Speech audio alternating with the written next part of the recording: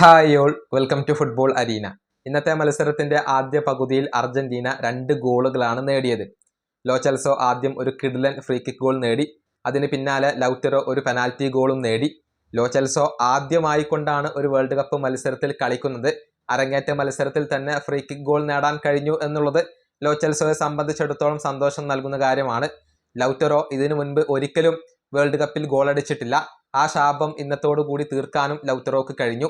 ഇക്കാര്യത്തിൽ അർജന്റീനയുടെ പരിശീലകനായ സ്കലോണി ഹാപ്പിയാണ്. രണ്ടുപേർക്കും അവരുടെ കഥ മാറ്റി എഴുതാൻ കഴിഞ്ഞു.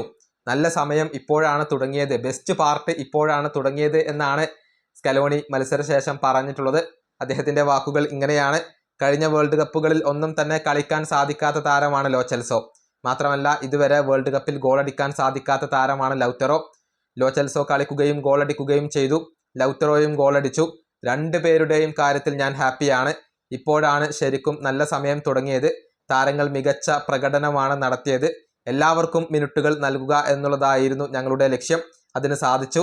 അത് എന്നെ ഏറെ സന്തോഷവാനാക്കുന്നു. ഇതാണ് മത്സരശേഷം സ്കലോണി പറഞ്ഞിട്ടുള്ളത്.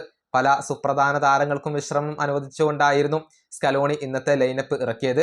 പക്ഷെ മികച്ച പ്രകടനമാണ് എന്നിട്ടും അർജന്റീന നടത്തിയത്. നിക്കോ പാസ് ഉൾപ്പെടെയുള്ള താരങ്ങൾ ആദ്യ പകുതിയിൽ ഗംഭീര പ്രകടനം നടത്തി എന്നുള്ളതാണ്.